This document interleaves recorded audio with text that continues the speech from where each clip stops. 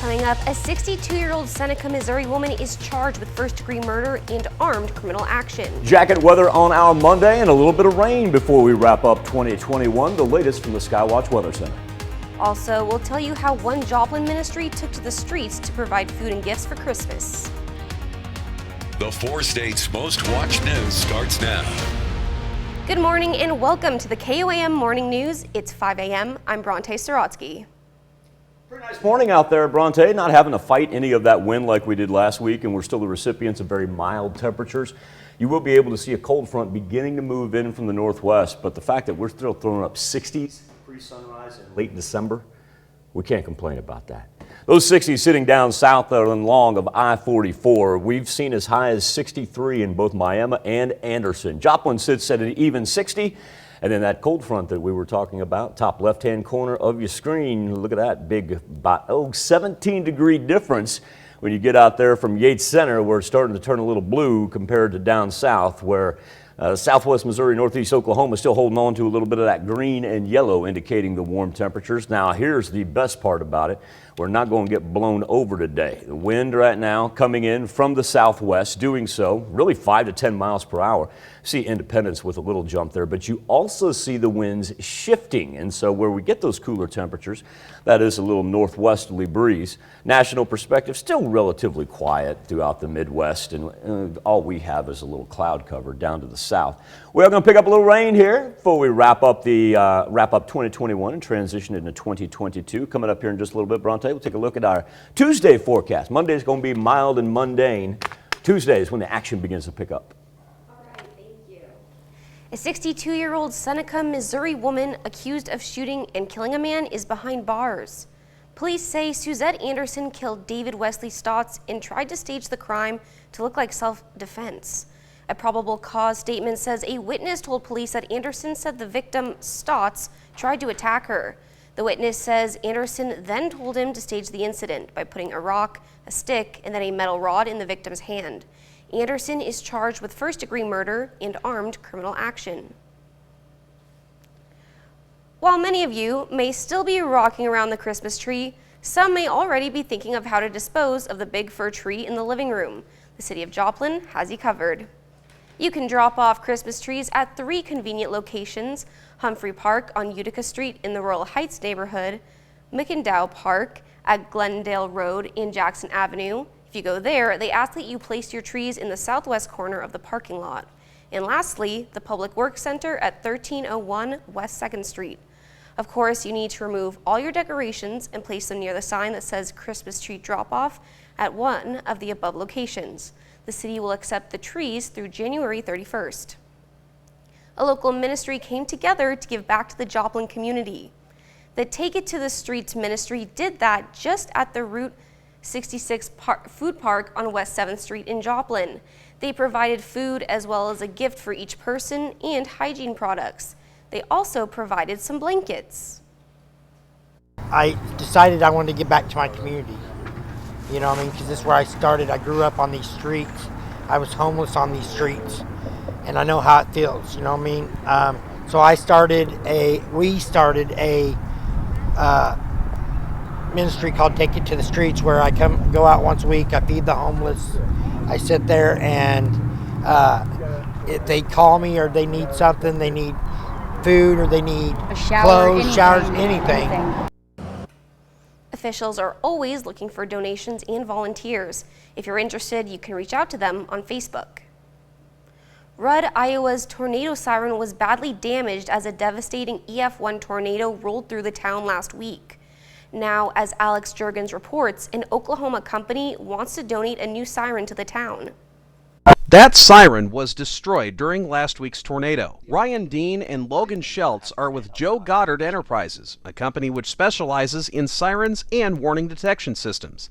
They turn their love of weather and sirens into a career. We've seen this devastation in real life, in its full form. The company heard about how Hicks courageously operated that siren as the tornado bore down on Rudd. They want to donate a refurbished, modern siren, one that runs on battery power and has remote activation so first responders can stay safe. They've done work in other communities, bringing 50-year-old sirens up to modern standards. instead of spending, $25,000 on an entire new siren, they can just put a new radio on it and be able to keep on going with, something that's been reliable for its whole life. Since they are based in Oklahoma, they know the importance of having a good tornado warning system. Schultz says the siren is just one method in a multi-layered approach to keeping people safe during storms. We just felt that, we could do something to help someone else, and that's what we wanted to do. If approved, the new siren will be installed this spring. The all clear has been given after what was later determined to be a fake bomb threat at a California hospital. Patients and other personnel had to be evacuated to the parking lot. Investigators say they didn't find anything suspicious and tell us they are looking into the possibility this was a swatting call, a fake 911 call meant to send massive amounts of resources to a location. An argument outside an apartment complex turned deadly. According to police, 2 men pulled guns and one fatally shot the other. It happened last night in Aurora, Colorado. When officers got there, they found a 35-year-old man shot. He later died at the hospital. The other gunman wasn't hurt. The men knew each other, according to local police. Going to end up having our temperatures drop here as we get closer to sunrise. Got a cold front moving in. And so if you're up into the high 50s, low 60s right now, please know that it is going to be chillier as you head outside. Then we'll kind of stabilize mid to high 50s later on this afternoon. Monday's looking good, mild, and then Tuesday, here comes some thunderstorm activity. Works in Tuesday morning right there. And so it'll be dark when it starts. And a chance for some localized flooding, especially throughout southwest Missouri, because that's going to come down at a pretty good clip right there. Finally clear out. I'll say about Tuesday in the afternoon hours. 7-day forecast, temperatures are still looking great all the way to the new year. Okay, that's a look at this morning's top stories in weather in our first 7 minutes. Coming up on the KOAM Morning News, Joplin MMA fighter TJ Britton puts on the gloves for a co-main event fight in Kansas City, and he'll have special guests in the front row. Plus, theaters across the nation saw big crowds return to see big movies. What was your favorite movie of 2021? And researchers in South Africa say the country has passed the peak of its Omicron outbreak. We'll let you know what that means for us. You're watching the KOAM Morning News. More real news in the morning. We'll be right back. How about those Chiefs? A little bit of a rough week for the Kansas City Chiefs. Multiple players hit the league's COVID list, and KC without a few starters for Sunday's game against the Steelers, including Pro Bowl tight end Travis Kelce. Game goes on, though. Kansas City trying to lock up the AFC West title and a playoff spot. First quarter, look at this run from Clyde Edwards-Helaire, bouncing around like a pinball. Chiefs with an early 7-0 lead. Later in the first, Steelers looking for the flea flicker. Instead, Big Ben Roethlisberger finds Charvarius Ward. He happens to play for the Chiefs. Great field position for KC, and they take advantage of it. Patrick Mahomes, the K-State product. Byron Pringle, 5-yard touchdown. That makes it 14-0, and KC piling on after that. In the second, this TD, Mecole Hardman, 8 yards away. Chiefs up 23-0 at halftime. In the second half, Mahomes to Pringle. Pringle's second score of the game. Chiefs win it 36-10. This is the 6th consecutive AFC West title. Offensively, defensively, and special teams were all clicking. The coordinators, the coaches, the players were phenomenal. And that's the way they were all week. They came in with great energy. And just played their tail off. I mean, Pat again having a good day, the defensive line having a great day, the secondary, the linebacker. I mean, everybody kind of put it together and did great. Now, despite the fact that it felt like a foregone conclusion, indeed, when yesterday's game started, no AFC team had actually clinched a playoff spot. Well, that changes now that the Chiefs are your AFC West champions, and the only thing that's left to lock up would be the number 1 seed, which gives you home field advantage and the coveted first-round bye. Right now, the Chiefs are a game up on the Titans. They won Thursday night. Chiefs 2 games up on Cincinnati and Buffalo. Bengals beat speaking of COVID ravaged Ravens yesterday. Bills beat the brains out of the Patriots. Check it out. We got a huge one next week. Chiefs hit the road, and guess who they face? Those number 3 Cincinnati Bengals. Former Oklahoma Sooner standout tight end Mark Andrews been on fire for the last few weeks for the Baltimore Ravens. Yesterday against Cincy, 8 catches, 125 yards, and an 18-yard touchdown from backup quarterback Josh Johnson. Bengals won the game, but for Andrews, his 3rd straight 100-yard game. This is what he's done in the last 3 weeks alone. Had 125 and a score yesterday. Last week, 10 catches, 136 yards and 2 touchdowns. In the game before that against Cleveland, how about 11 receptions, 115 yards, and another score. Last 3 weeks, that equals 376 yards and 4 touchdowns for the former Sooner. Andrews was an All-American at Oklahoma in 2017, earned his 2nd NFL Pro Bowl selection earlier this week.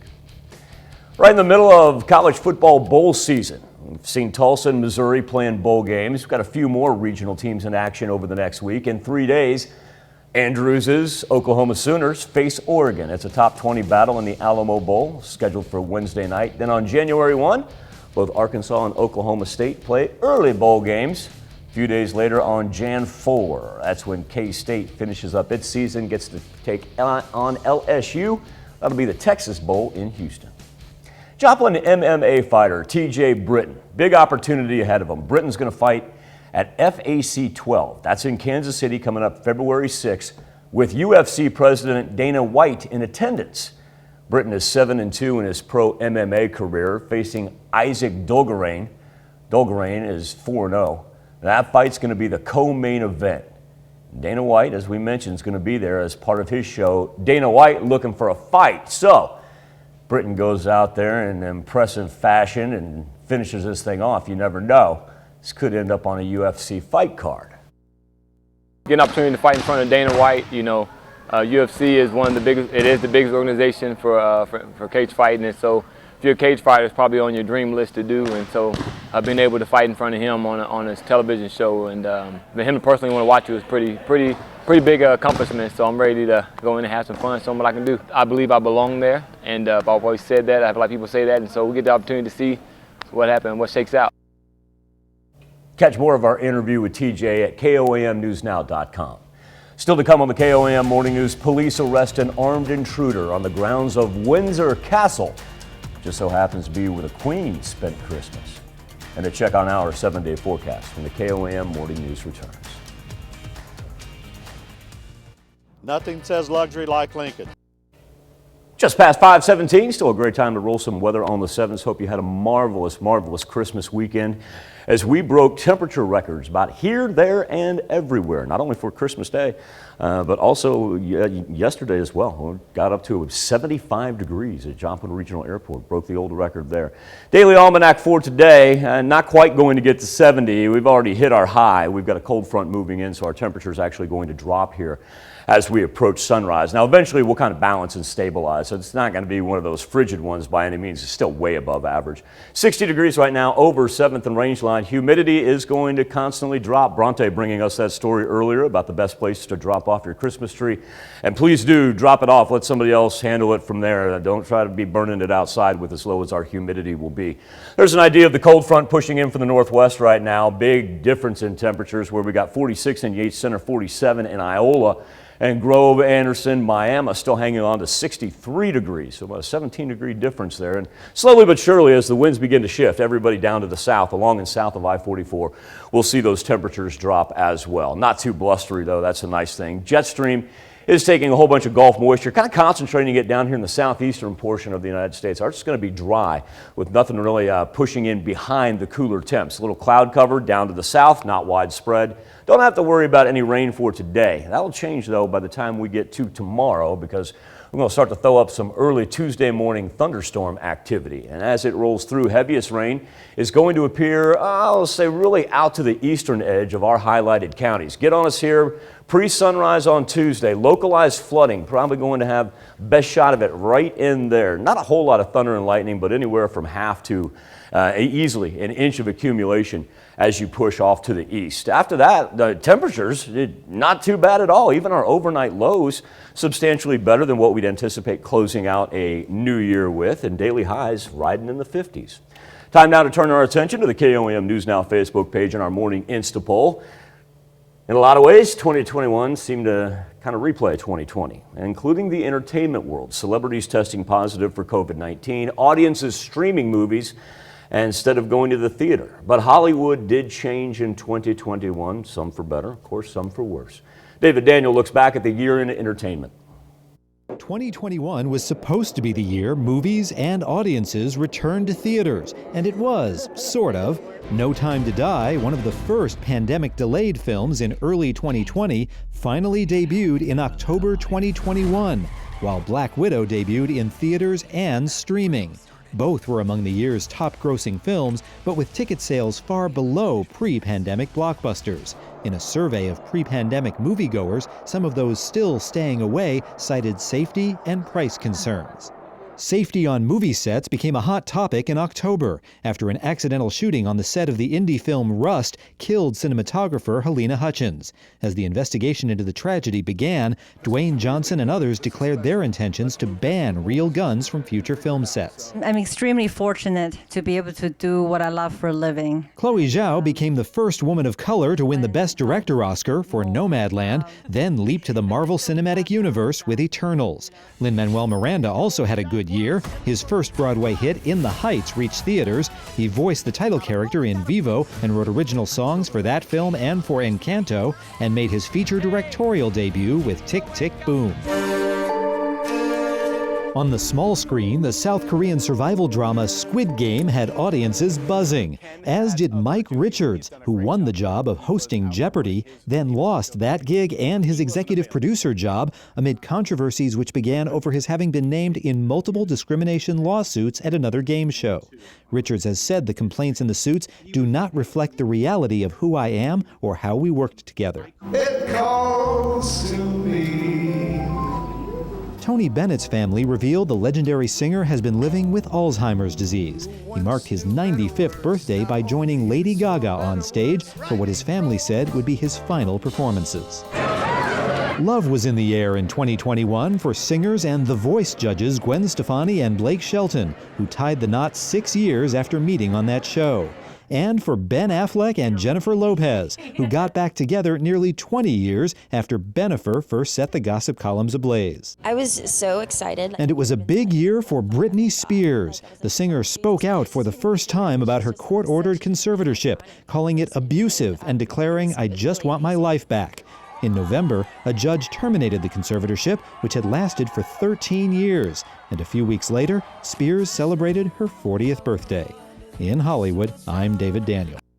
Our question for you this morning on the Insta poll: what was your favorite movie of 2021? We've thrown up about 6 different options for you there. And remember, 3 ways to connect each and every morning. You can hit us up on our Facebook page, KOAM News Now. Go straight to the poll, KOAMnewsnow.com/vote. And here a little bit later, we'll throw up our vaunted QR code. So all you have to do is grab your phone and snap a picture of it. Speaking of angels and hearing the flutter of their wings, there it is right now. And like I said, we'll return to that just in case you don't have your phone with you right now. Bronte is coming back to do Health Watch right after this. I'm Will Peter. Topping Health Watch this morning, a coronavirus outbreak aboard a Navy combat ship has forced it to remain in port in Cuba over this Christmas. An unspecified number of USS Milwaukee's crew is in isolation aboard the ship at Naval Station Guantanamo Bay. Navy officials have not determined whether the highly transmissible Omicron variant is to blame. A Navy spokesperson said all 105 crew members were fully immunized, but won't say how many were currently infected. Booster shots are recommended, but not yet mandatory in the U.S. military. The Navy's first major coronavirus outbreak took place on board the aircraft carrier Theodore Roosevelt in March of 2020. More than 1,000 crew members tested positive, sidelining the ship for several weeks in Guam. The Omicron variant of COVID-19 has many Americans wanting to be tested during the end of the year holiday season, but many were closed for Christmas Eve, leaving some searching for open locations.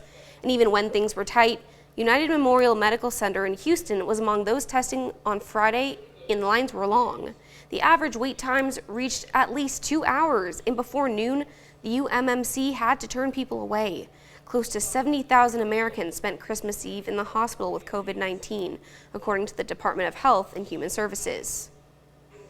Researchers say Omicron may have already passed the peak of its outbreak in South Africa. Larry Madowo has more. Despite the drip of good news showing that the Omicron variant has been less severe in South Africa, a caveat, a warning from the head of the Africa CDC, Dr. John Kengasong, cautioning the world not to extrapolate the South African experience to the rest of the world. For instance, he pointed out that the UK appears to see more severe cases of the Omicron variant compared to South Africa. That said, a new preprint study from respected scientists in South Africa seems to add to the dose of good news out of South Africa. It found that only 2.5% of patients with the Omicron variant ended up hospitalized, compared to 12.8% of patients with the previous Delta variant. That is promising, and it tracks with all the other data we've seen from people treating Omicron patients, research scientists, epidemiologists, virologists in South Africa, who have been saying for a couple of weeks now that the Omicron variant appears to be less severe, but now we have a bit more data to work with in that respect. That is why more scientists, health authorities in South Africa feel confident enough to say they think that South Africa has not gone past the peak of the Omicron wave. This is largely driven by a drop in new cases detected in the province of Gauteng, which has been the epicenter of this outbreak. It includes the populous city of Johannesburg and the very busy airport of OR Tambo, one of the busiest in Africa. There's also several other South African provinces that are reporting lower cases, and nationally there's been also a drop in cases according to latest data from South Africa's National Institute of Communicable Diseases. So a promising sign for public health experts, for countries around the world, about whether the Omicron variant might be less severe, but it still needs a bit more work. So authorities around the world not quite confident enough to say, yes, the Omicron variant will be less severe. It will just take a bit more time. That's a look at some of today's top health stories. You're watching the KOAM Morning News. Good morning, I'm Bronte Sorotsky with your KOAM News Update. The all clear has been given after what was later determined to be a fake bomb threat at a California hospital. Patients and other personnel had to be evacuated to the parking lot. Investigators say they didn't find anything suspicious and tell us they are looking into the possibility this was a swatting call, a fake 911 call meant to send massive amounts of resources to a location. An argument outside an apartment complex turned deadly. According to police, 2 men pulled guns and one fatally shot the other. It happened last night in Aurora, Colorado. When officers got there, they found a 35-year-old man shot. He later died at the hospital.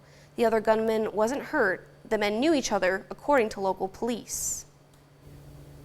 Cold front's moving in this morning, so our temperatures are going to drop before they stabilize and kind of get a little bit of a rebound back into the mid to high 50s. Overnight, that's when the thunderstorm activity will occur. Early Tuesday morning, going to take us through with localized flooding in the eastern edge of southwest Missouri, anywhere from an inch to about 1.25 inches of rain out there. Still not too bad temperature-wise, but just be prepared for the rain by tomorrow, ending at noon. Coming up, a 62-year-old Seneca, Missouri woman is charged with first-degree murder in armed criminal action. We've got cancellations all over the place, and we're going to tell you why Mother Nature is not to blame. Your morning forecast in the Skywatch Weather Center. Also, we'll tell you how one Joplin ministry took to the streets to provide food and gifts for Christmas. The 4 states' most watched news starts now. Good morning and welcome to the KOAM Morning News. It's 5:30. I'm Bronte Sorotsky. Oh, I've got computers freezing. I've got graphics that aren't working. My jaw's dropping as I'm looking at numbers over here. Okay, Bronte, 99.9% of the time, Mother Nature is to blame when it comes to things either being delayed or canceled. But of course, this is a little bit of a different world that we live in now. More than 2,000 flights worldwide have been canceled. Jeez. Today. My gosh. It's 5:32 in the morning, and we're at 2,000. That's rough. This is flight crews and operations calling in sick. Yeah, this is not the work of Mother Nature. So that's why I was a little taken off guard there. I saw that number, and I thought maybe that 2,000 number I thought would be from yesterday or whatnot. And no, that was updated at 5:20 a.m. Central Time. So, woo! Here's our temperatures right now. Really want to pay attention to the big difference of what we have at the top left-hand corner of your screen compared to the bottom. It gives you an idea. The cold front's moving pretty quickly. Earlier, Pittsburgh, if you take Pittsburgh for instance, was sitting at 59 degrees. We've seen that 7-degree drop here in just the last half hour. So the Miami, Joplin, Carthage line will be up next as far as going from the 60s, probably down to low 50s before we get a little bit of a rebound. Not one of those where we're going to plummet some 30 degrees by any means, but a large part of it has to do with the wind shift. At least it's coming in 5 to 10 and we're able to avoid anything. If it was 20 miles per hour, then we would be talking about one of those 30-degree drops. That's why you can't blame Mother Nature for these cancellations and delays, because that's not too bad for this time of year. You got that band of snow, that runs from the upper plains through the Great Lakes, and then you've got your elevated snow on the west coast. But other than that, the Midwest is looking great. All we've got is a little light cloud cover, and not even that has any precipitation in it. As a matter of fact, we're going to be very dry today. Cold front's going to bring in dry air, so be very careful. No red flag warnings or wind advisories, anything of that nature. But we're going to have to wait until tomorrow morning to pick up a little rain. Bronte, we'll break down these thunderstorms moving in Tuesday morning here in just a little bit, but very well could be our last real round of talking about localized flooding of 2021. All our rain after that, pretty much just going to be showers. All right, thank you, Michael. A 62-year-old Seneca, Missouri woman accused of shooting and killing a man is behind bars. Police say Suzette Anderson killed David Wesley Stotts and tried to stage the crime to look like self-defense. A probable cause statement says a witness told police that Anderson said the victim Stotts tried to attack her. The witness says Anderson then told him to stage the incident by putting a rock, a stick, and then a metal rod into the victim's hand. Anderson is charged with first-degree murder and armed criminal action. The all clear has been given after what was later determined to be a fake bomb threat at a California hospital. Patients and other personnel had to be evacuated to the parking lot. Investigators say they didn't find anything suspicious. Local police are looking into the possibility this was a swatting call, which is a fake 911 call meant to send massive amounts of resources to a location. An argument outside an apartment complex turned deadly. According to police, 2 men pulled guns and one fatally shot the other. It happened last night in Aurora, Colorado. When officers got there, they found a 35-year-old man shot. He later died at the hospital. The other gunman wasn't hurt. The men knew each other, according to local police. While many of you may still be rocking around the Christmas tree, some may already be thinking of how to dispose of the big fir tree in the living room. The city of Joplin has you covered. You can drop off Christmas trees at 3 convenient locations: Humphrey Park on Utica Street in the Royal Heights neighborhood, McIndow Park at Glendale Road and Jackson Avenue. If you go there, they ask that you place your trees in the southwest corner of the parking lot. And lastly, the Public Works Center at 1301 West 2nd Street. Of course, you need to remove all your decorations and place them near the sign that says Christmas Tree Drop-Off at one of the above locations. The city will accept the trees through January 31st. A local ministry came together to give back to the Joplin community. The Take It to the Streets ministry did just that at the Route 66 food park on West 7th Street in Joplin. They provided food as well as a gift for each person and hygiene products. They also provided some blankets. I decided I wanted to get back to my community. Because this is where I started. I grew up on these streets. I was homeless on these streets, and I know how it feels, So we started a ministry called Take It to the Streets, where I go out once a week. I feed the homeless. I sit there, and if they call me or they need something, they need food or they need clothes, showers, anything. Officials are always looking for donations and volunteers. If you're interested, you can reach out to them on Facebook. A life-altering accident that almost cost a Missouri man his life. But this week, he had the opportunity to thank the team at a Kansas City hospital that saved him. Alan Shop was there.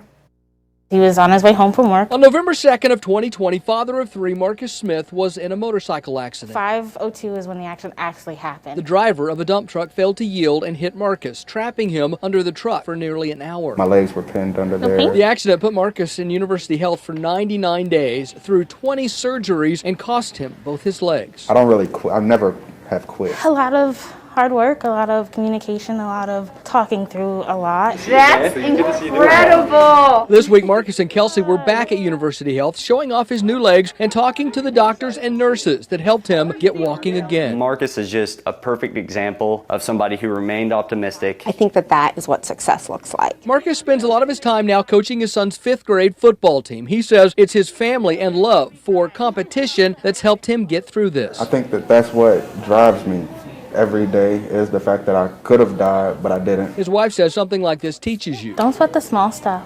That's too short. Way too short. Didn't want to cry.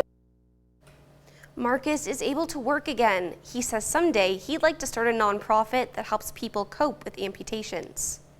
And here's Michael with a look at our latest weather forecast. And the temperature's slowly dropping up to the northwest, and it'll make its way into the central portion. Still pretty delightful, especially when you get Joplin down to the south, as our temperature's still in the 60-degree range pre-sunrise. We're going to get through today with a little bit of afternoon sunshine. That's why we're able to get back up into the high 50s now. Early Tuesday morning, here we roll. Everything's going to work in from the southwest and move off to the east. Heaviest rains, eastern portion of southwest Missouri. Have a chance for some localized flooding there, and it takes us really from about midnight to the noon hour. So we need to be prepared for the early morning rain. Remember, that is my greatest fear when you all are out and about, is running into those flooded roads in the dark. So let's plan accordingly and even plan on getting out a little sooner than probably normal. All right, thank you. That's a look at our top news stories. Coming up this half hour on the KOAM Morning News. The Baltimore police officer who was ambushed and shot while sitting in her patrol car has died. We'll see why she is being hailed as a hero. Plus, anti-apartheid leader and Nobel Peace Prize winning Angli clergy Archbishop Desmond Tutu dies at age 90. We'll take a look back on his life of service. But first, it's 5:37. People lots. Topping World Watch, an armed intruder was arrested at Windsor Castle Christmas morning, where Queen Elizabeth was celebrating the holiday. The 19-year-old suspect was armed with what police are describing only as an offensive weapon. Police responded quickly when he triggered a security alarm and took him into custody. The suspect was able to get on the ground of the castle, but was not able to enter any buildings. Investigators say members of the royal family have been informed of the incident. Queen Elizabeth did not travel to Sandringham to celebrate Christmas this year, where she normally spends the holiday. With the surge of the new Omicron coronavirus variant in the UK, the Queen chose to stay just outside London at Windsor Castle. Condolences are being sent from around the world after South Africa's president announced Nobel Peace Prize winning activist Desmond Tutu has died. Fox News correspondent Amy Kellogg has the story. Ladies and gentlemen, Archbishop Desmond Tutu. His was a life of public service dedicated to bringing peace and justice to South Africa, the land he called the Rainbow Nation. It wasn't just the things he said, it was how he said them.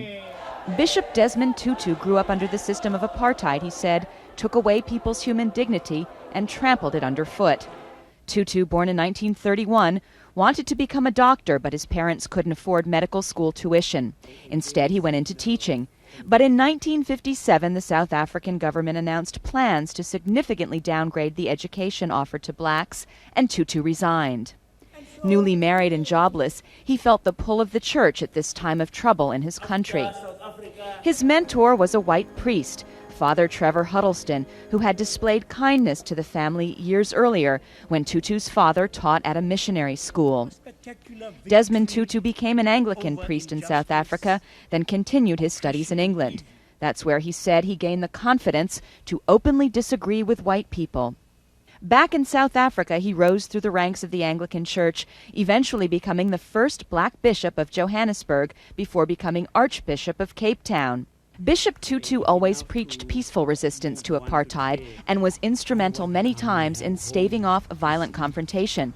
But he wasn't always successful.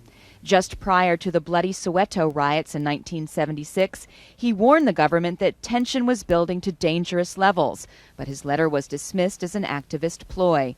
600 people died in the confrontation. Tutu rose to international fame by taking very public issue with apartheid practices, including the forced movement of blacks from urban areas to government-designated homelands, far from their jobs. He also encouraged governments around the world to impose economic sanctions on South Africa to pressure it to end apartheid. Tutu risked arrest by his activity, but somehow managed to escape it and continued his political activity through the church around the world. He won the Nobel Peace Prize in 1984. When President F.W. de Klerk abolished apartheid in the early 90s and Nelson Mandela became president, Tutu was appointed as head of the Truth and Reconciliation Commission, which brought together victims and perpetrators of the apartheid system. The public sharing of their experiences was seen as a national, official way to heal South Africa and forgive past sins. It was widely credited with saving South Africa from falling into further violence. But it was an intensely emotional, trying process, and it was shortly thereafter that Tutu became ill with prostate cancer.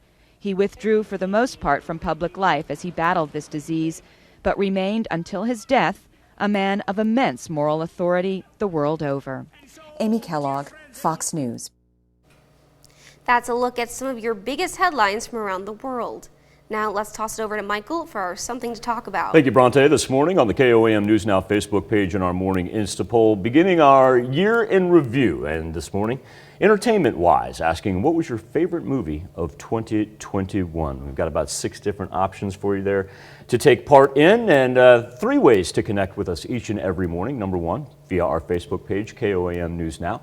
Of course, you can go directly to the poll, koamnewsnow.com/vote, or if you've got your phone handy and you want to take a picture of our QR code, that can deliver you to our Instapoll each and every morning, and we'll continue to pop that up here throughout the duration of the show. That way we don't catch you off guard. And there it is. Like I said, all you got to do is snap a picture of that, and away we go. Appreciate everybody's engagement, not only this morning, but every morning. Be back with the news you need to know before you head out the door right after this. Good luck trying to... Here's a check of today's top headlines, the news you need to know before you head out the door. A 62-year-old Seneca, Missouri woman accused of shooting and killing a man is behind bars. Police say Suzette Anderson killed David Wesley Stotts and tried to stage the crime to look like self-defense. A probable cause statement says a witness told police that Anderson said the victim Stotts tried to attack her. The witness says Anderson then told him to stage the incident by putting a rock, stick, and then a metal rod in the victim's hand. Anderson is charged with first-degree murder and armed criminal action. An argument outside an apartment complex turned deadly. According to police, 2 men pulled guns and one fatally shot the other. It happened last night in Aurora, Colorado. When officers got there, they found a 35-year-old man shot. He later died at the hospital. The other gunman wasn't hurt. The men knew each other, according to local police. The all clear has been given after what was later determined to be a fake bomb threat at a California hospital. Patients and other personnel had to be evacuated to the parking lot. Investigators say they didn't find anything suspicious. Local police are looking into the possibility this was a swatting call, which is a fake 911 call meant to send massive amounts of resources to a location. A local ministry came together to give back to the Joplin community. The Take It to the Streets ministry did just that at the Route 66 food park on West 7th Street in Joplin. They provided food as well as a gift for each person and hygiene products. They also provided some blankets. That's a check of today's top headlines, the news you need to know before you head out the door. Not looking too bad right now. Temperatures ranging anywhere from highs of 62 down to the south. A little bit cooler in the northwest, where the cold front has dropped it down to about 45 in Yates Center and 47 in Iola. So we'll gradually see those 60-degree temperatures slip into the 50s before we kind of stabilize later this afternoon. morning cloud cover will be replaced by some sunshine, and then we're going to sit back and talk about some good old-fashioned thunderstorm activity for early Tuesday morning. It'll arrive from the southwest and push off to the east. At times, we'll see some heavy rain involved with that, especially for our eastern edges of southwest Missouri. Dipping off finally about the noon hour on Tuesday, and temperatures still nothing to complain about to close out December. Be back with more KOAM Morning News right after this. The curtain's coming down on your channel. A Maryland police officer who was ambushed and shot last week has died. The family of Keona Hawley took her off life support Thursday evening. Friends, family, and even strangers came to Baltimore to honor the officer they described as a hero. Kelly Kushner has the story. It's the confirmation no one was prepared for. I'm hurt. I'm really hurt because that's an officer, someone who protect and serve for our city. Just 1 week after she was ambushed and shot while on duty, Officer Keona Hawley has died. She's somebody's daughter. She's somebody's mother.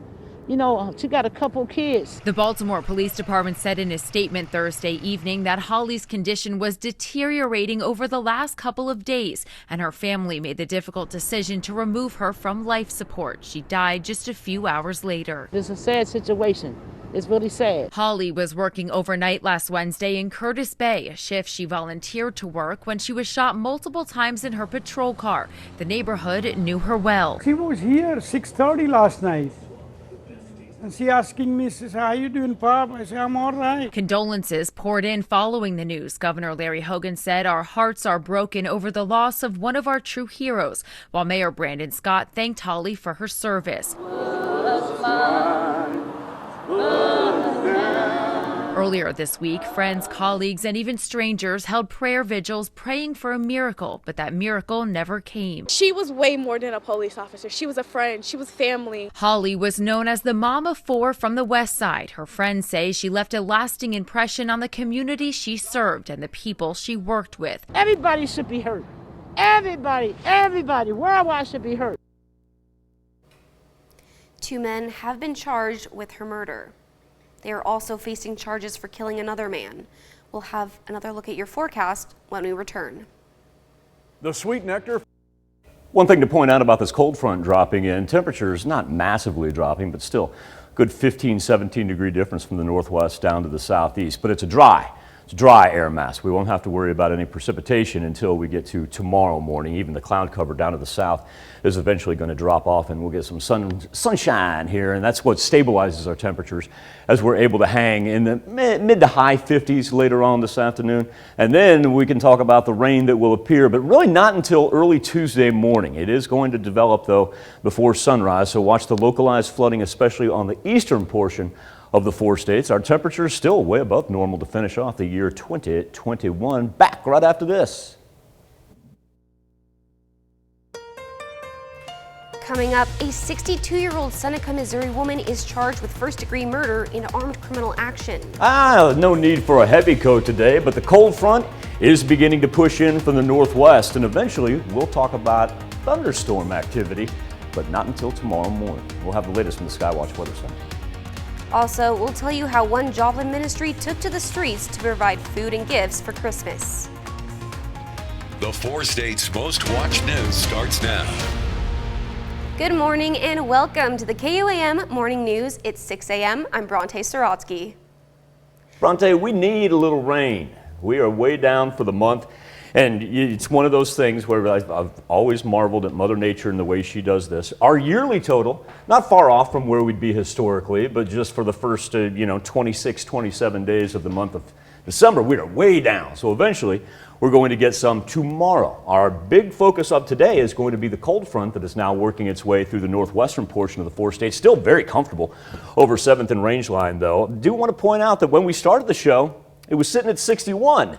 So now we're down to 54. It's noticeable when it passes through your neck of the woods. Miami and Grove, that'll be the next ones, as we've already seen Neosho and Monette slip down into the mid-50s. They were around 63 degrees earlier this morning. And so as it pushes in, it's one of those that's penetrating quickly from the northwest. However, it's not one of those fronts that drops us some 30 degrees throughout the course of the day. We'll actually just kind of hang where we are right now for those of you that have experienced the drop, and then we'll have a little bit of a rebound for the afternoon. Wind playing a big factor as it has completely shifted and moving in from the northwest right now. Temperatures for this afternoon, even with a little sunshine, going to be well above normal. How about mid to high 50s? And then we'll sit back and talk about the much needed rain. Not really going to appear until we get into very early Tuesday morning. We'll go ahead and turn that clock past midnight, but in here the fear is once you get heavy localized rain like that, anywhere from ½ an inch to 1.25 inches, you can pick up some flooding. And remember, it still will be dark as this whole thing rolls through. So if you know that you've got roads in your neighborhood that have a tendency to like to flood when we get the quick heavy rain like that, let's go ahead. Plan on an alternate route for tomorrow. Temperatures still looking great all the way through the 7-day forecast, except on the far right-hand side. Carrie behind the camera with us in the studio this morning. Instead of playing glass half full and talking about how nice it's going to be to close out 2021, Carrie's already looking at the Sunday panel going, no, I don't want to do that, Michael. All right, thank you. A 62-year-old Seneca, Missouri woman accused of shooting and killing a man is behind bars. Police say Suzette Anderson killed David Wesley Stotts and tried to stage the crime to look like self-defense. A probable cause statement says a witness told police that Anderson said the victim Stotts tried to attack her. The witness says Anderson then told him to stage the incident by putting a rock, a stick, and then a metal rod in the victim's hand. Anderson is charged with first-degree murder and armed criminal action. The all-clear has been given after what was later determined to be a fake bomb threat at a California hospital. Patients and other personnel had to be evacuated to the parking lot. Investigators say they didn't find anything suspicious and tell us they're looking into the possibility this was a swatting call, a fake 911 call meant to send massive amounts of resources to a location. An argument outside an apartment complex turned deadly. According to police, 2 men pulled guns and one fatally shot the other. It happened last night in Aurora, Colorado. When officers got there, they found a 35-year-old man shot. He later died at the hospital. The other gunman wasn't hurt. The men knew each other, according to the local police. A grim milestone for the family of John Benet Ramsey. December 26 marked 25 years since the 6-year-old was murdered. The little girl was found dead by her father in the basement of their Colorado home the day after Christmas in 1996. A coroner said she died from asphyxiation due to strangulation and ruled her death a homicide. Her parents, who say they found a kidnapping ransom note, were the initial suspects. The couple were cleared of suspicion in 2008, but that was 2 years after John Benet's mother, Patsy, died of cancer. Sunday, police said they are actively using new technology to enhance the investigation and check regularly for DNA matches in order to solve this case, which remains unsolved. In all, detectives have processed more than 1,500 pieces of evidence and analyzed nearly 1,000 DNA samples. While many of you may still be rocking around the Christmas tree, some may already be thinking of how to dispose of the big fir tree in the living room. The city of Joplin has you covered. You can drop off Christmas trees at 3 convenient locations: Humphrey Park on Utica Street in the Royal Heights neighborhood, McIndow Park at Glendale Road and Jackson Avenue. If you go there, they ask that you place your trees in the southwest corner of the parking lot. And lastly, the Public Works Center at 1301 West 2nd Street. Of course, you need to remove all of your decorations and place them near the sign that says Christmas Tree Drop-Off at one of the above locations. The city will accept the trees through January 31st. A local ministry came together to give back to the Joplin community. The Take It to the Streets ministry did just that at the Route 66 food park on West 7th Street in Joplin. They provided food as well as a gift for each person and hygiene products. They also provided some blankets. I decided I wanted to get back to my community, because this is where I started. I grew up on these streets. I was homeless on these streets, and I know how it feels, So we started a ministry called Take It to the Streets, where I go out once a week. I feed the homeless. I sit there and If they call me or they need something, they need food or they need clothes, showers, anything. Officials are always looking for donations and volunteers. If you're interested, you can reach out to them on Facebook. Bronte, you were talking about the Christmas tree drop-off points, and the best thing to do is, tell you what, it's not worth trying to burn anything today, because look how dry that air mass is behind us as we take a look at our relative humidity numbers, and those will continue to drop as the front pushes through. Best thing to do is wait until tomorrow, because we're going to get overnight rainfall from turn past midnight, but it'll kind of dominate our Tuesday morning, and at least then we'll have a little moisture in the air, and in some places a whole lot of moisture on the ground. Well, that's a look at this morning's top stories and weather in our first 7 minutes. Coming up on the KOAM Morning News, how a woman turned her life around and is helping others turn theirs around as well. Plus, teens are now self-diagnosing thanks to TikTok. And Spider-Man No Way Home sets a pandemic record. Stick with us and find out which one. You're watching the KOAM Morning News, more real news in the morning. We'll be right back. Chevy is taking people. In Consumer Watch this morning, Microsoft joins the increasing list of corporations virtually attending the 2022 Consumer Electronics Show in Las Vegas. Microsoft announced on Friday that it will not participate in person at the show due to increasing spread of the new COVID-19 variant. Other companies such as Google, General Motors, Facebook, AT&T, T-Mobile, Lenovo, and Amazon are among the list of corporations that opt out of physically attending the event. Consumer electronics officials said the event will still be held in person starting January 5th. CES officials said they will have strong safety measures in place, including vaccination requirements, COVID tests, and masks. A popular superhero flick sets a new box office record in the coronavirus pandemic era.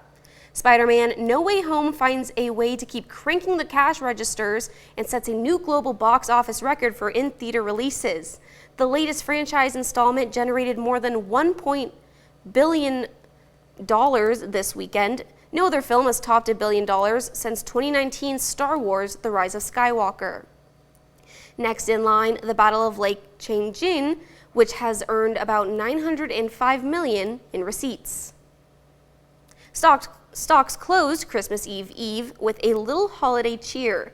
The Dow was up 196 points. The Nasdaq gained 131. The S&P 500 rose 29 points. Consumers were on a spending spree this holiday season, according to MasterCard Spending Pulse. Sales were up 8.5% from last year and 10.7% from pre-pandemic 2019. That's the fastest pace in 17 years, even as shoppers faced higher prices, product shortages, and Omicron variant of COVID-19. Purchases of clothing and jewelry fueled the splurge.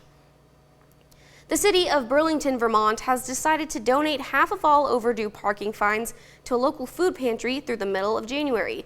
The city says collectively residents owe about $900,000 and hopes this new Fines for Food program will inspire residents to pay off what they owe while helping feed their neighbors. That's it for Consumer Watch. We'll be right back.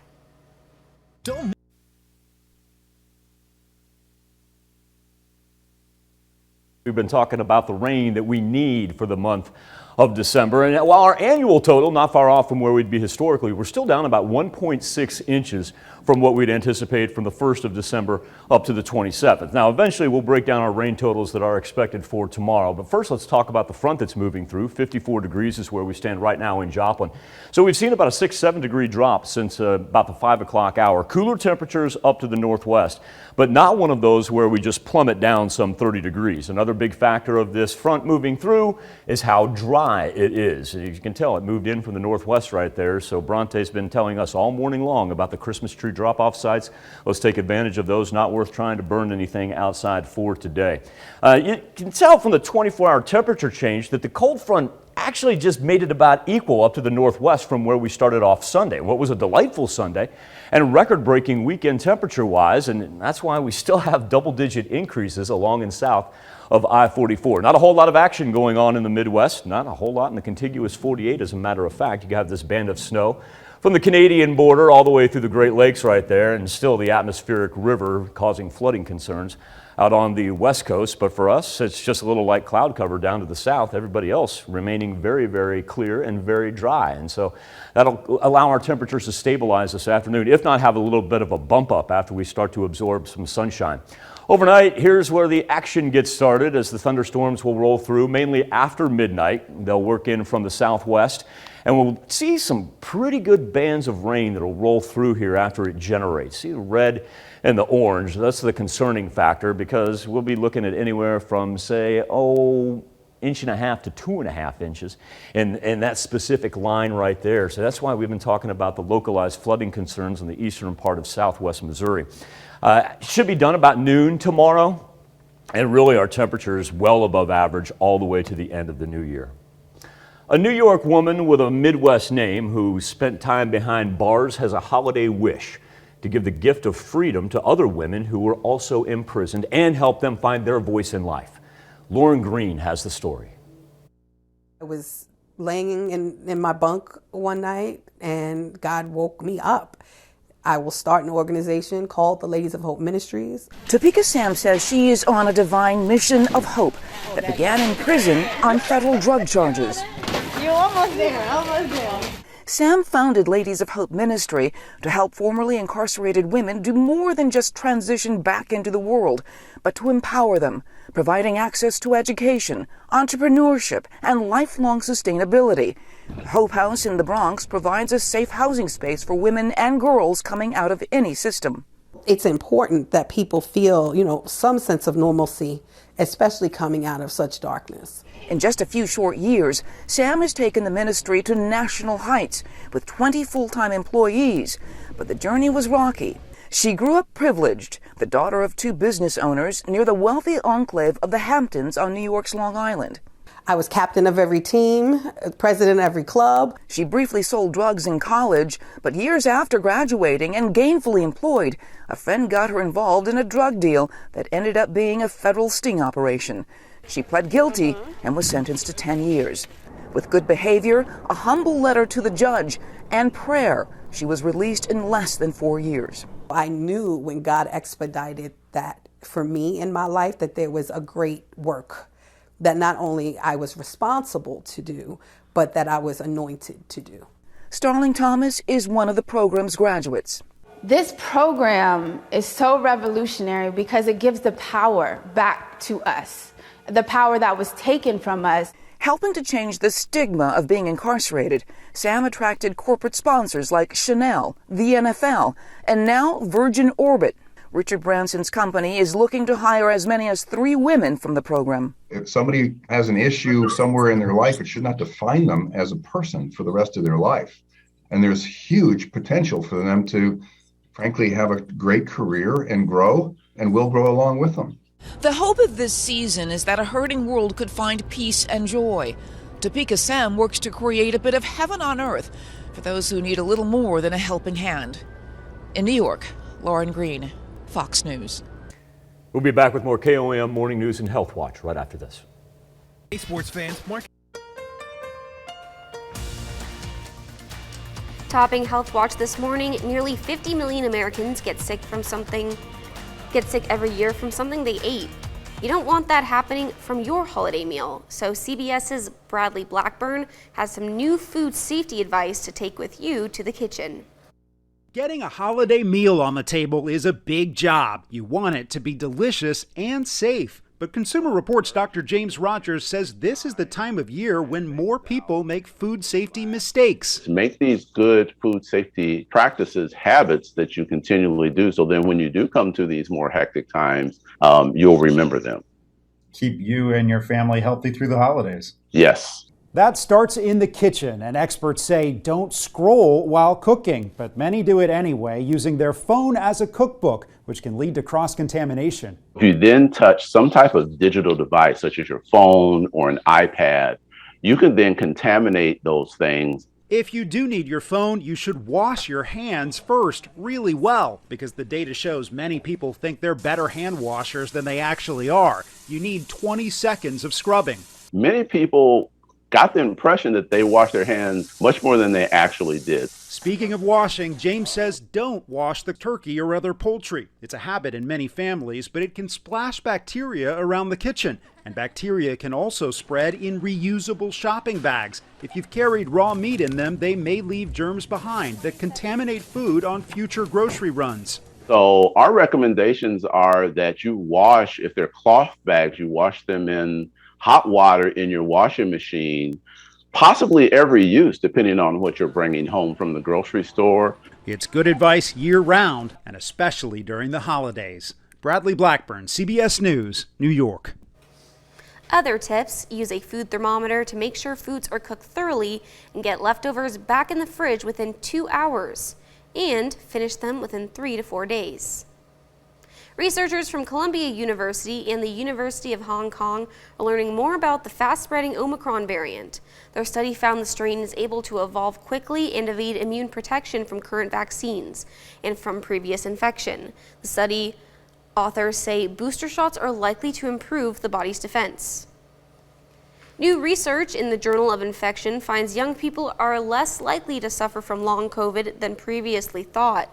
In an examination of previous studies, scientists found that the majority of those ages 19 and younger were eventually able to make a complete recovery, avoiding persistent symptoms like headaches, fatigues, and loss of smell. A new study out of Texas suggests having a severe case of COVID-19 may put you at greater risk of reinfection compared to those who recovered from a mild case. Patients who required oxygen or ventilation had a more dysfunctional response from their infection-fighting B cells 5 months after becoming symptomatic. Diagnosis videos on TikTok are leaving teenagers thinking they are suffering from rare mental health disorders. Videos in the app containing the hashtag borderline personality disorder have been viewed 600 million times, according to the National Alliance of Mental Illness. About 1.4% of the adult population suffers from this disease. Doctors say more teens are diagnosing themselves with the disorder based off TikTok videos. This disease is almost never diagnosed among adolescents because of the constant forming of their personalities. This year, reports say 63% of U.S. teens between the ages of 12 to 17 use this app every week. That's a look at some of today's top health stories. You're watching the KOAM Morning News. Here's a look at our current temperatures as we're starting to see the 60s that we had earlier this morning slowly slip away. Looks like Grove is the only place that's able to chime in with a 60 right now, an indicator of the cold front making its way from the northwest down to the southeast. Not going to be too bad. We'll eventually stabilize here once we hit sunrise and make it actually back up into the mid to high 50s. We know we've got some rain that's going to emerge after midnight, carry us through Tuesday morning. Still, I tell you what, 60s and 50s to wrap up the month of December, nothing to complain about there. Then we got a big cold front that's going to come get us from Saturday into Sunday.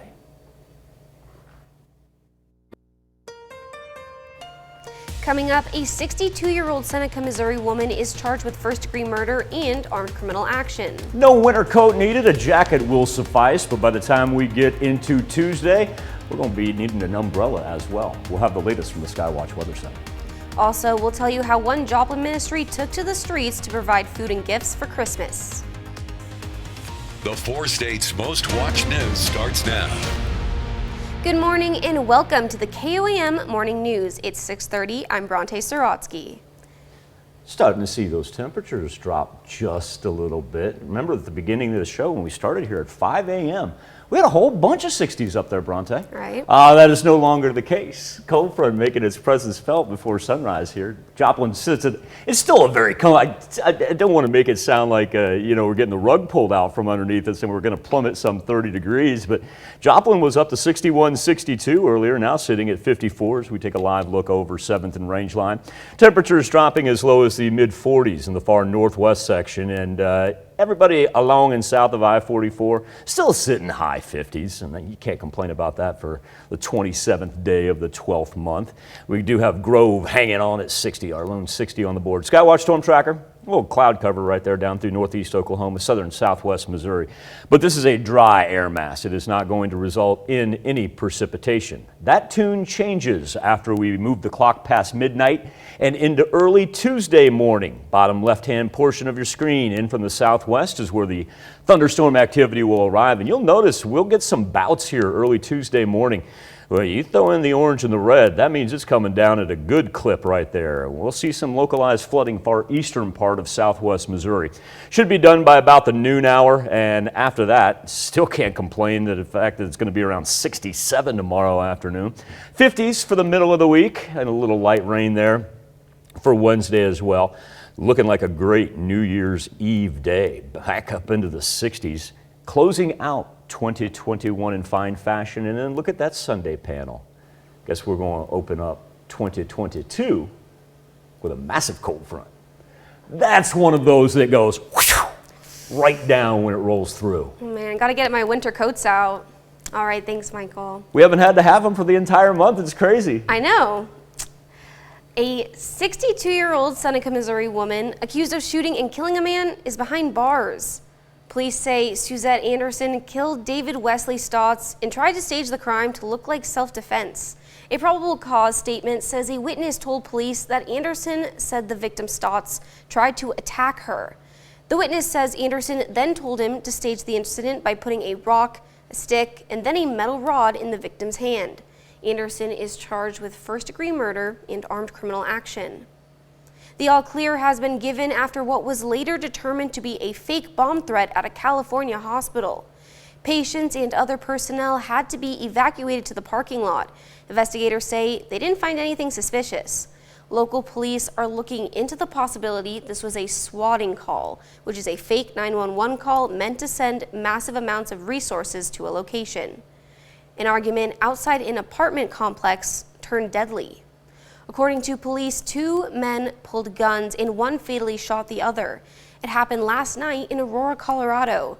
When officers got there, they found a 35-year-old man shot. He later died at the hospital. The other gunman wasn't hurt. The men knew each other, according to local police. A Pennsylvania Christmas Day fire takes the life of several members of a family, and fire investigators are looking at their Christmas tree as the cause. Fox News correspondent Dan Springer has more. Just an incredibly sad story, especially with the timing. It happened in Quakertown, Pennsylvania, and investigators are looking at the Christmas tree and the possibility that faulty lights started this tragic fire. The fire department was called to the scene at 1:30 a.m. Christmas morning, so the fire likely started when the whole family was upstairs sleeping. The tree was in the main room downstairs. When fire crews arrived, they tried to get in the front door but were pushed back by the flames. When they finally got inside, they discovered the bodies of the father and his 2 youngest sons. 41-year-old Eric King died along with his sons, 11-year-old Liam and 8-year-old Patrick. Kristen King and the family's oldest boy, 13-year-old Brady, made it out. They suffered minor burns and were treated and released at the local hospital. The community is devastated. Here's a classmate of one of the boys. He seemed so happy, and hearing that his house got burnt down and his family was in it, it tore me. Members of the community set up a GoFundMe page, and the response has been overwhelming. More than 7,500 people have contributed more than $520,000 so far. The fire marshal continues to investigate exactly what happened, but again, early on, it looks like perhaps a dry Christmas tree and the lights. In Seattle, Dan Springer, Fox News. While many of you may still be rocking around the Christmas tree, some may already be thinking of how to dispose of the big fir tree in the living room. The city of Joplin has you covered. You can drop off Christmas trees at 3 convenient locations: Humphrey Park on Utica Street in the Royal Heights neighborhood, McIndoe Park at Glendale Road and Jackson Avenue. If you go there, they ask that you place your trees in the southwest corner of the parking lot. And lastly, the Public Works Center at 1301 West 2nd Street. Of course, you need to remove all of your decorations and place them near the sign that reads Christmas Tree Drop-Off at one of the above locations. The city will accept the trees through January 31st. A local ministry came together to give back to the Joplin community on Sunday. The Take It to the Streets ministry did just that at the Route 66 food park on West 7th Street in Joplin. They provided food as well as a gift for each person and hygiene products. They also provided some blankets. I decided I wanted to get back to my community. You know what I mean? Because this is where I started. I grew up on these streets. I was homeless on these streets. And I know how it feels, you know what I mean? So we started a ministry called Take It to the Streets, where I go out once a week. I feed the homeless. I sit there, and if they call me or they need something, they need food or they need clothes, showers, anything. Officials are always looking for donations and volunteers. If you're interested, you can reach out to them on Facebook. And now here's Michael with your latest forecast. I want to stress, Bronte, I hope everyone takes advantage of the Christmas tree drop-off sites, because this front that's moving in, it is extremely dry. Look at those humidity numbers already down this low this early in the morning. And it's not worth trying to burn anything outside today. Now, if you want to take care of it yourself, I completely understand. And if you can wait until tomorrow afternoon/evening, well, that will be much better as our rain emerges after midnight, takes us through Tuesday morning till about the noon hour, and gives us much needed rain. Remember, we're down about 1.6 inches from our historical norm this month alone. That's a look at our top news stories coming up this half hour on the KOAM Morning News. Winter storms hit areas where they normally don't. Stick around and we'll show you where. Plus, lots of movies came out this year. Some were big box office hits, while others went under the radar. What was your favorite movie from 2021? We let you weigh in, and we'll be right back with Nation Watch right after the commercial break. Good luck trying to... Topping Nation Watch this morning, thousands in the Pacific Northwest were left without power this weekend after a storm dumped nearly 30 inches of snow in the Sierra region, which also led to road closures in Northern California. A totally different weather pattern, though, is gripping parts of the South. CBS's Courtney Keeley explains. Unusually cold temperatures in the Northwest brought with it heavy snow and freezing rain. Between 3 to 5 inches of snow fell Sunday in Seattle, causing slowdowns on the roadways and the runways. We were supposed to leave this morning. Flight got canceled, so we're making the best of it. The wintry weather made it down to Reno, Nevada. Whiteout conditions just outside the city led to a 20-car pileup. And this is Southern California.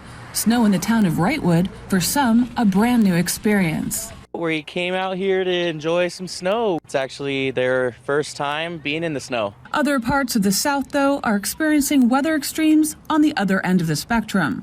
While families in the Southern Plains enjoy the holidays outside, the National Weather Service says in addition to record-breaking highs, there is also an increased potential for fires. Courtney Keeley, CBS News. Forecasters say temperatures in those southern plains are as much as 25 degrees above normal for this time of year. That's a look at today's top national stories. Now let's check back in with Michael for our Something to Talk About. No stranger to that, Bronte, as we broke records not only on Christmas Day, but yesterday as well in a number of places across the 4 states. Turn our attention to the KOAM News Now Facebook page in our morning Instapoll, talking about the year in entertainment. Of course, it's something that we rely on for that temporary escape from our daily lives under the best of circumstances, but perhaps even more so over the last few years under the pandemic. Most movie watching is taking place in the comfort of your own home, but we are seeing people head back to theaters, and Spider-Man No Way Home, very evident that once the theaters fill up, wow, do they fill up. This thing eclipsing $1 billion worldwide. We also had the new James Bond film, the last one for Daniel Craig, had new characters for the Marvel Universe and a new box office champ. Our question to you, your favorite movie of 2021. We threw out about 6 different options for you right there as far as what topped the box office. And Spider-Man No Way Home coming in with 30% of the vote right now. So I don't think that's a recency bias. I think the box office numbers completely back that up, that this thing is, pandemic or not pandemic. You eclipse $1 billion in 11 days. That is saying something. Before we come back with birthdays and anniversaries, let's take a look at what's coming up on CBS Mornings. Ahead on CBS Mornings, COVID's dire impact on holiday travel. We'll look at the spike in Omicron cases across the country and whether booster shots can help stop the spread. Plus, see how retailers are turning to tech to make your Christmas returns better for you and the environment. We'll see you at 7. We take this time to honor today's 4-state hero, Myron McWilliams of Oronogo, Missouri. McWilliams served as a sergeant in the U.S. Army and fought in World War II, serving in the European theater. He participated in the Battle of the Bulge. The Sergeant Myron McWilliams of Oronogo, Missouri, we thank you, today's 4-state hero. Our birthday list begins with a smiling Tate Kidwell. What a marvelous picture right there. Big Tate. He's turning the big #1. He may have been out at the racetrack right there because he's celebrating in Chanute. Next we have Judith Aspen Kerr turning 2. That is such a cute photo. I love the little bow on her head. Got a great smile on that kiddo right there. Maggie Swank is celebrating her 7th birthday. Miss Maggie, I hope you had a great Christmas and I hope you get to enjoy your birthday. She's in Garland. Nolan Sparks is turning 11 from Baxter Springs. Happy birthday, Nolan. Tight haircut right there, man. I like that. Ryan Herlocker. Rylan's celebrating her 11th birthday as well. Rylan, she is in Girard. Next we have Zane Imhoff, turning 17 from Pittsburgh. Happy birthday, like the Puma hoodie. Happy birthday, young man. 17, my goodness. Ricky Edwards, let the party commence as Ricky is celebrating the big 21. And Ricky, I want you to know that no matter how old you get, these birthday wishes always come with love from Mom. Ricky is in Pittsburgh. Next we have Casey Carr, turning 27 from the town of Moran. Michael O'Banion celebrating a 35th birthday. I would love to know the backstory to that picture right there and the look on Michael's face. That is awesome. Michael turning 35 in Pittsburgh. And once again, I reiterate, it doesn't matter how old you are. If birthday wishes are passed along and they come with love from Mama, you know that you've done everything right, Michael. Happy birthday to you. Next we have Jared Earl turning 35 from the town of Jasper. Keep going. There's somebody else in that picture that I want to recognize as well. Oh. Jared and Laura Earl are celebrating their 8th anniversary. That is wonderful. Okay, so Bronte, you get the method behind Jared's madness, right? He's not going to forget Laura's anniversary. Despite it being his birthday. Bingo. Wow. Smart man right there. Smart man. Well played, Jared and Laura. I bet you he has not forgotten one in 8 years. I feel confident in that. Brooke Powell celebrating number 39. Brooke, a very happy birthday to you. This comes with love from Mom and Dad. Brooke is in Pittsburgh. Next we have Pamela Ann Leaf turning 58 from Joplin. Special message from your sweetie, James. That'd be a big Christmas tree to hang those on. Definitely. Be a big Christmas tree. Happy birthday, Pamela. Shayla Kellogg is celebrating a birthday. Shayla, a very happy birthday in Columbus. And we have Gallon Higgins, also celebrating a birthday from Webb City. And Lenny Harvey, a happy birthday to Mr. Harvey. The birthday party commences for him in Benedict. Next we have an anniversary. Whoa, my 44 goodness. years for Clyde and Ginny Stalling out of Joplin. That is I think that's a family photo. It's a very nice family photo. That is called a reunion. Now, if I've ever seen one. Congratulations to Clyde and Jenny. I hope that was a marvelous anniversary party. Bobby Mathis, happy birthday in Granby. Ben Drager, happy birthday in the bus. And speaking of the bus, that is where Todd Layson is celebrating as well. We're going to wrap it up with an anniversary wish going out to Floyd and Nikki Smith. They are celebrating their 57th anniversary. Congratulations to Floyd and Nikki. They are in Milo. A happy birthday and happy anniversary to all, and that's where you can send them into birthdays at KOAMTV.com. You can also go to our website, KOAMNewsNow.com. Speaking of KOAMNewsNow.com, here's Bronte Sorotsky with a very important birthday announcement. You can be part of the KOAM Birthday Club by going to our website and signing up, and you can get special deals from local businesses. So go to KOAMNewsNow.com and sign up for the KOAM Birthday Club today. In a nutshell, we'll be dry on this Monday and then pick up a little rain for Tuesday, and we need it because we're about 1.6 inches down from our historic norm. You just take into account the month of December alone. Now, annually, we're right on par. Mother Nature's just absolutely amazing. 54 degrees is where we stand over 7th and range line. Cold front's been moving in all morning long. We lost our lone 60. Grove was our last community that was hanging on to 60 right there. And so we'll see about a 5 to 6 degree drop as it rolls through. But positive news, everybody up to the northwest who encountered the cold front first has already stabilized there in the low 40s. So we're not going to have a whole lot more action as far as our temperatures going back down. It's also a very dry air mass. Do want to stress that Bronte's been bringing us the story about Christmas tree drop-off locations. Probably best to take advantage of those drop-off locations. If you're going to try to take care of it yourself, especially if you're thinking about burning it, wait till tomorrow, because this thing is really going to take our humidity and take it down probably to about 30% this afternoon.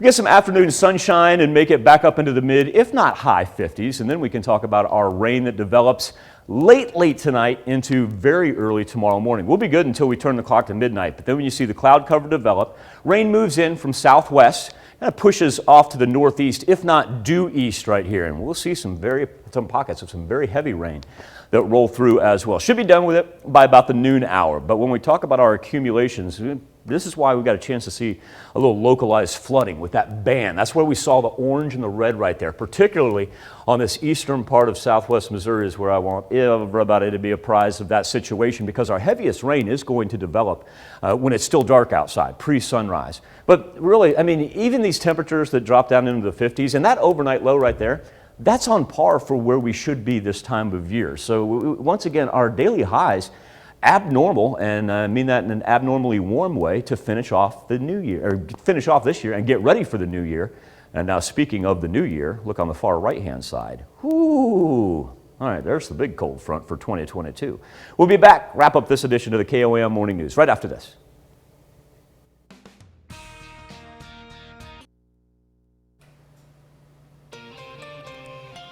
Here's a check of today's top headlines, the news you need to know before you head out the door.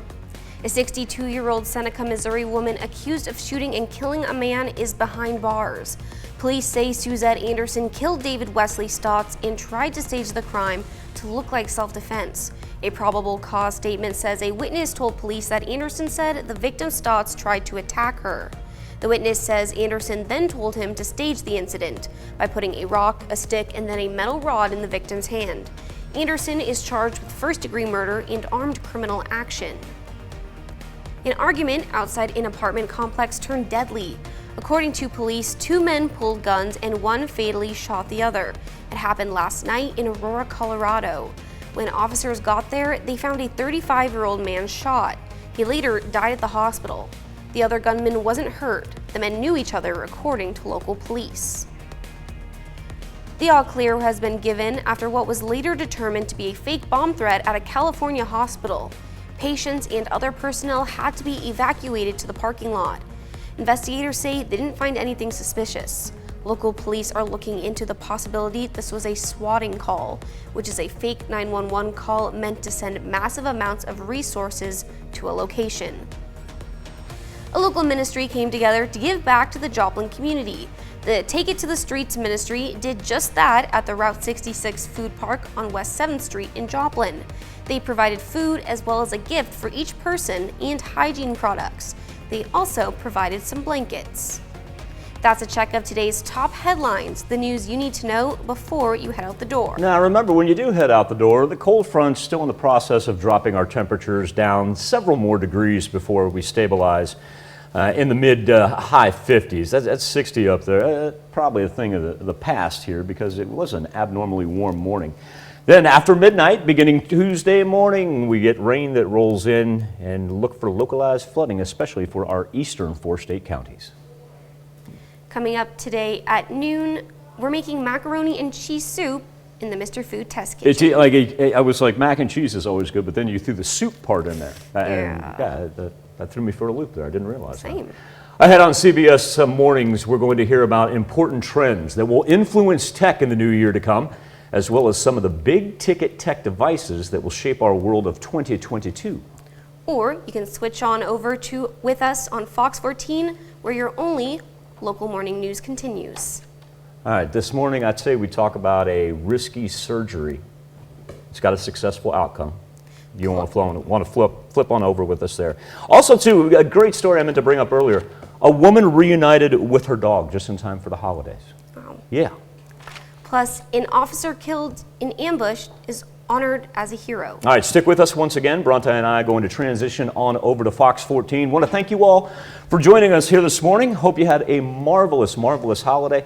Let's wrap up the new year, or at least try to, on a positive note by doing me a favor and staying safe. We'll do this all again tomorrow morning. And we'll see you today at noon after the KOAM morning news on Fox 14.